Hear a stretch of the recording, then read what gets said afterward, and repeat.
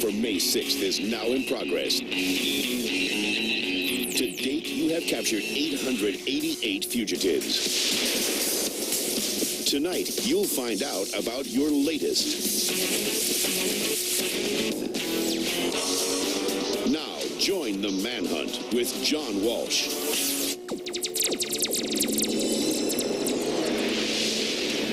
Last week, we showed you how a dangerous sex predator escaped in Minnesota by sawing through iron bars, then climbing down to freedom. We asked for your help to track down Michael Benson. Now, we've got a great capture to tell you about tonight. Rick Siegel has the story. Benson was confined to the Minnesota Security Hospital for 13 years before recruiting 3 other patients to help in his April 15th escape. This glass is twice as thick as your windshield on your car. This is about 10.5 inches from here to here. The actual hole that was knocked in the security glass was maybe a little over 8 inches wide and maybe 20 inches in length. After squeezing through the hole, the 3 accomplices were quickly captured. But Benson disappeared after stealing a '97 green Crown Vic. America's Most Wanted. Tips came pouring into the hotline from viewers all over the country. You just remember that it had Minnesota tags? But the most important tip of all came from a bartender in Kansas City, Missouri, who actually missed the show because of a new customer named Michael Blue.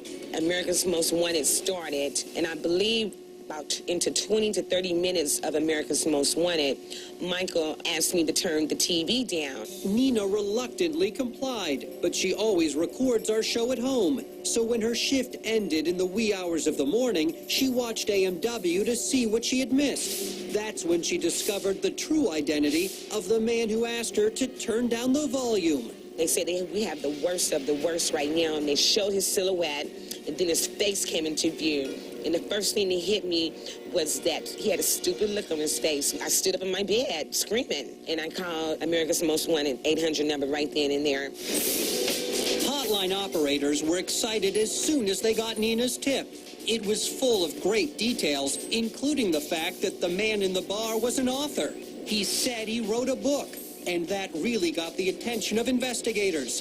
It's true, Benson had written a book. But we didn't talk about it in our story or on our website. It looked like our tipster was right on the mark. I'd say she went above and beyond what she needed to do and did a very good job. She had even taken the time to try to go out and determine what vehicle Mr. Benson was driving. The FBI Violent Crimes Task Force rolled out, and within hours, agents spotted the car described by the tipster. Police say it was the vehicle Benson stole in Minnesota after his escape. When Michael Benson came out to the car, clean-shaven and very different looking, more than 20 officers made their move. Benson didn't stand a chance. He had a very quick expression of the game's up and I'm caught. Just a few weeks earlier, this violent sexual offender bragged about his escape plans in a letter to his father, saying, "It's pretty clever and I can't believe I did it sometimes." Well, there's nothing clever about keeping a stolen vehicle and dropping so many clues about your true identity. The only person who can brag tonight is our tipster, who had the courage to call our hotline and help take a dangerous man off the street. We're in Dallas, and you're right in the middle of Operation Falcon. This year, most of the sweep is to catch pedophiles. It's a tough group of guys. They work hard and play hard, and you're about to see them in action. Open the door. We're going to kick it in. My name's Kurt Ibbets. I'm a Dallas police officer. I'm not hitting the place blind. That's not going to happen. You just picked the wrong day to get arrested, Kurt gets by his job because he uses his head. Every case he gets, they're going to get caught. He is not the physical specimen of a police officer. I'm in your face now. You asked for that. Name's Frederick Frazier. Work for the Dallas Police Department. Hey, when do we go get the Hooters girl? Get on the ground! Frederick, he calls himself Maverick. He's a wannabe Tom Cruise. So we basically go by Mervin. My name's Russ Jacobs. I'm a deputy U.S. Marshal.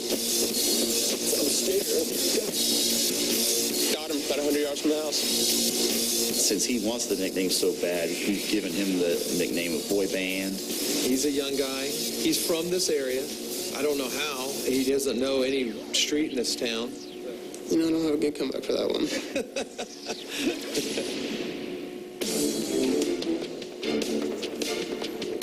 I'm a lot like these guys. They're a fun group. They know what they're doing. They know when to be serious, too. We're going to go after a guy named Joe Eugene Aaron. He sexually assaulted a 10-year-old boy that lived across from him in a Mesquite apartment. The boy finally told his teacher about it and kind of got the ball rolling to get charges filed on Eugene. Of course, as soon as charges got filed on Eugene, he up and disappeared. So we're going to go to an apartment where we believe his wife lives.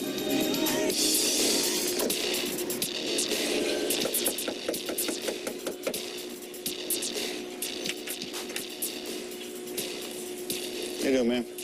Eugene here? The team didn't find Joe Eugene Aaron behind that door. But they did create a little drama as Frederick grilled the fugitive's uncooperative son for more information. You don't know who you are. We've got a warrant for this house. Do you live here?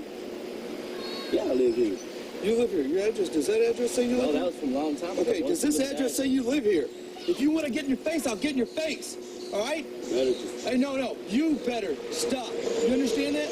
All right? I don't care if those are right here. I don't care if those are right here. All right? I'm in your face now. You asked for that. You understand that? I'm here for a warrant. The bottom line is, though, we know where this guy's at. We thought we knew anyway, but it's 60 miles from here, so we figured we'd come here first. And sure enough, when I went back there to talk to the mom, she starts, give me the whisper, and then come here. A 60-minute drive to nab Aaron would take the rest of the day. So the hunt for him will have to wait until tomorrow.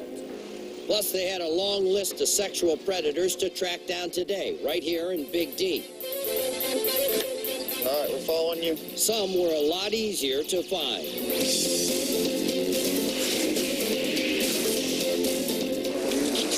What do they call us? The 18? Yeah.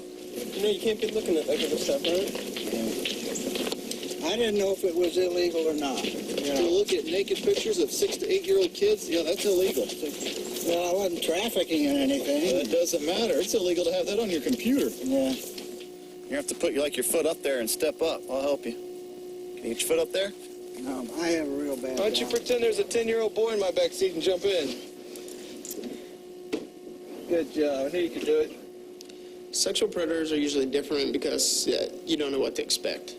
They can range from violent offenders to completely opposite local businessman, someone you'd never suspect to be. Russ is right. Fugitives come in all shapes and sizes. Take, for example, Wandy Flores Racine. Kurt and the boys had no information about where she lived. But they did have an address for where she worked.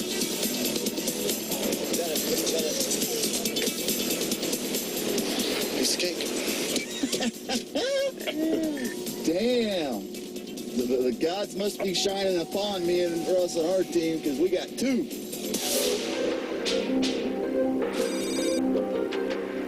Surveillance is a tricky job. Sometimes it takes creativity. And when these guys set up on Stephanie Lauer's place, they used their entire bag of tricks to find out whether the accused murderer was in that house. All without tipping off the fugitive that they're watching her. Feel like being the hero today? Helping us catch a fugitive? Sure. You guys are going around knocking on doors, right? Yeah. If we gave you an address of a place to knock on, would you go knock on it and then just go up and down the street, at least a couple houses on each side, and tell us if this lady answers the door? We don't want you to just go to that one and that one only. I mean, go to a couple, and obviously don't say anything, to them. Pretend like we do. Yeah. Exactly what you normally do. And then we got to spread the gospel. Yeah. We'll be parked on this street, just kind of down here at the end. We're sending some Mormons up to the door to knock on the door to see if she's there. go any slower? In this case, all the tricks and all the waiting didn't pay off, because while they were sitting on the house, cops 600 miles away scooped up the accused murderer. Hey guys, she got picked up in Nebraska. We just confirmed it.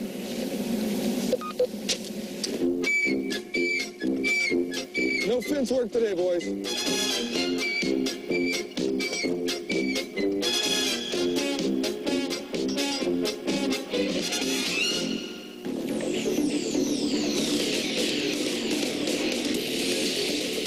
Sex assault with a minor, and it's for fondling. And also accused of masturbating in front of a 12-year-old. It's divide and conquer. Half the team transports a previous capture. The other half heads to Santiago's house. The team knows the family's not going to just give up the suspect. It's going to take some coordination and some good police work. As expected, the family is not making this easy. No offense, okay, anything like that? I don't need, the only thing I need to hear from you is the truth. And that's where he's at right now, because you know. He's working. Okay, at Albertsons. Right? No. Yes. He's working at Albertsons, right? Yes. Under the name Aaron Rodriguez, correct? Which Albertsons?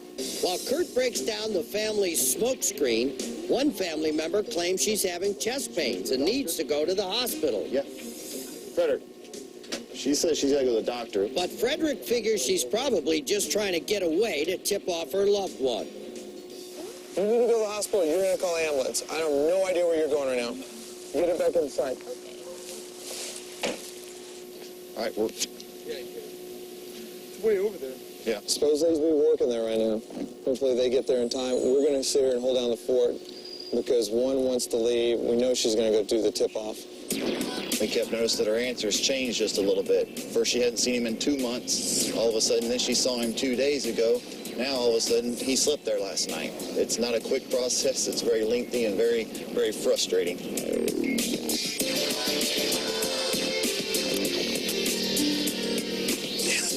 Of course, nothing comes easy. The first location turns out to be the wrong store. Recently, our target transferred stores in order to get a different position. Albertsons. We got the new location, but we're good, well, probably 15 minutes off. So the search continues, with the two teams keeping in close contact. Did you guys end up having to call an ambulance?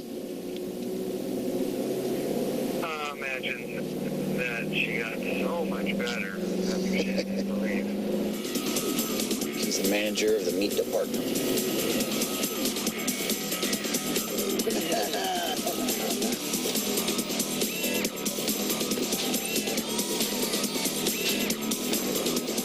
It's like the biggest game of hide and seek. This guy's got the whole world to hide in, and you've got to find it. Now, we're on our way to chase down some of the guys from that story that got away. But first, I need you to pay attention to this next case. We're about to reveal the FBI's newest addition to their 10 most wanted list. Believe me, this guy's earned it. He's probably the most hunted man in America. And to make things worse, cops say he's got a nearly endless supply of money and a bottomless supply of evil. Colorado City, Arizona, near the border of Utah.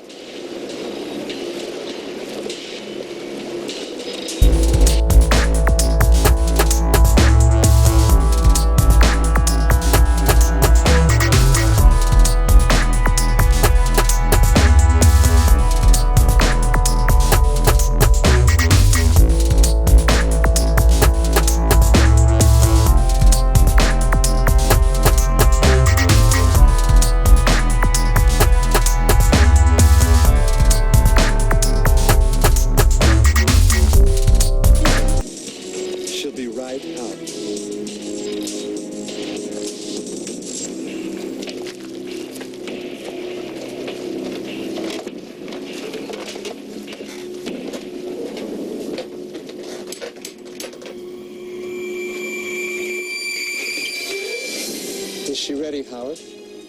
Yes, Prophet.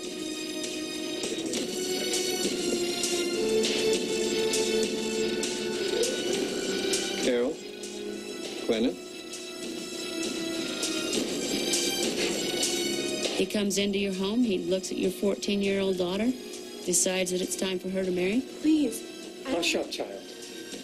You don't want to keep the prophet waiting. God knows what he's doing.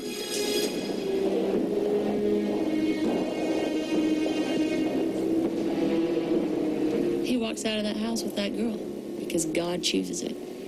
And the parents say, God must know what he's doing. And they hand her over.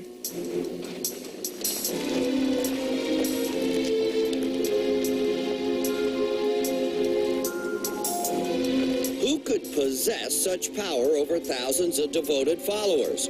Followers who'd hand over their daughters without thinking twice. Followers ready and willing to kill for him. His name is Warren Jeffs.